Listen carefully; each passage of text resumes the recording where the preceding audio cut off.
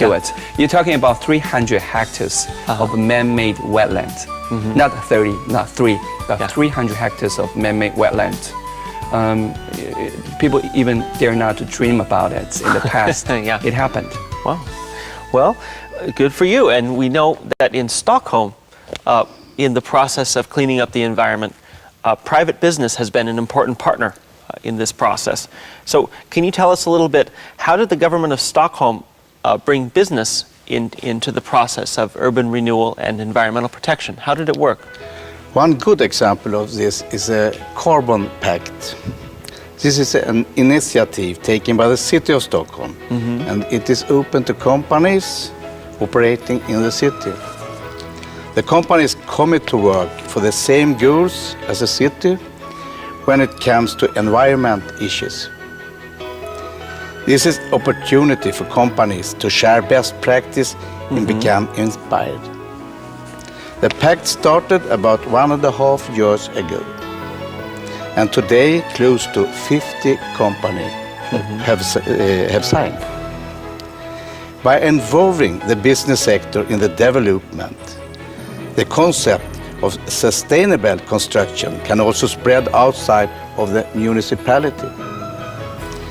Another good thing is that it stimulates the business sector, and it can function as a virtual showroom and demo that can help the national and international promotion of the cutting edge solutions and innovative technology of our companies. One example of a project where business have been involved is the car congestion charge system delivered by IBM that were introduced to decrease CO2 emissions from road traffic.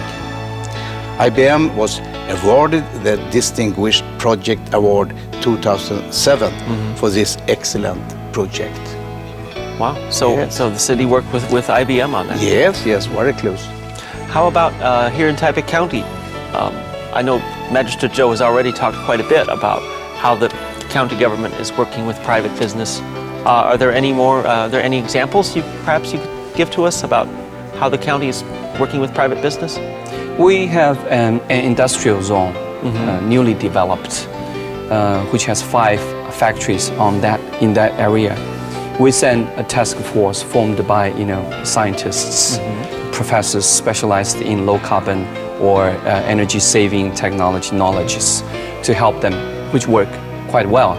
They reduce costs, they reduce waste. And in the future, we will be working with more factories and companies to introduce green industry to Taipei County, because we believe it will be the future industry for Taiwan.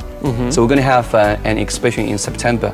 We want to invite all experts around the world come to Taipei County to work with the local factories and scientists, so we can develop green industries. Just imagine this, 3 million vehicles in Taipei County. And green buildings to be built in Taiwan, and public transit systems to be improved. I estimate that will be the biggest markets for Taiwan in the future.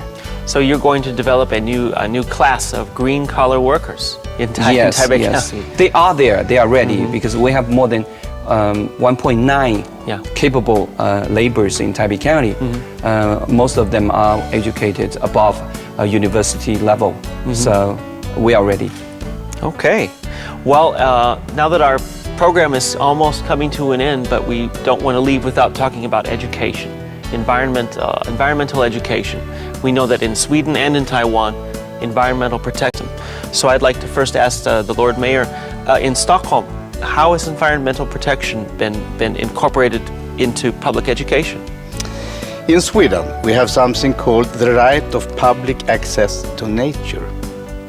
This is an idea that started in the 1940s, and it is a unique right for people to roam freely in the countryside.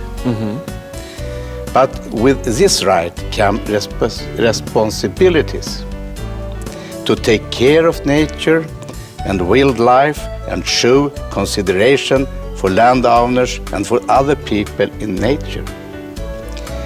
In sync, this respect for nature has contributed to awareness of the environment in Sweden. And even children learn about this at a very young age. Nowadays, the environment is something that most schools and even preschools work at a lot, which children get involved in different projects and activities in the schools that increase their awareness of the human impact on the environment. Wow, so a lot of work is being done. Yes, we do. It's very, very important to educate the young people and sometimes even the older. Yeah. How about here in Taipei County? Tell us about what we're doing with environmental education. Taipei County is quite unique. It has mountains, it has big river, ocean, 126 kilometers of coastal lines, beautiful creeks, and huge biodiversity. So it's there. If we can get access to the natural environments, we can learn from the nature.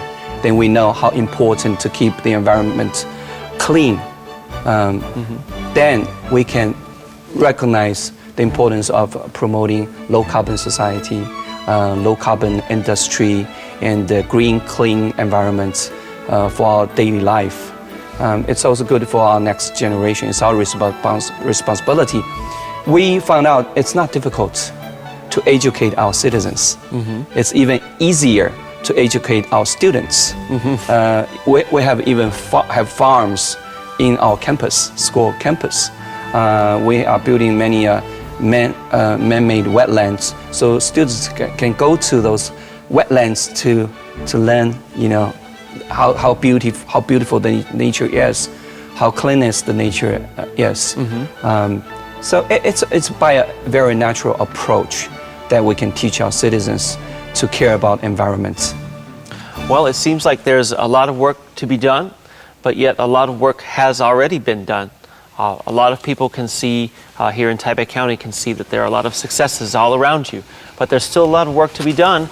And we know that with the example of Stockholm out there, Taipei County and other cities and counties around the country, they have an example that they can look up to and that they can aspire to. And with that, this brings our program to a conclusion. We'd like to thank both the Mayor, Lord Mayor of Stockholm, and our Chief of Taipei County, Zhou Xiwei, for being with us. Thank you for watching. I'm Jason Blatt. Thank you. Thank you. Thank you, Lord Mayor. Thank you. Thank you very much. Very nice talking to you. Excellent dialogue.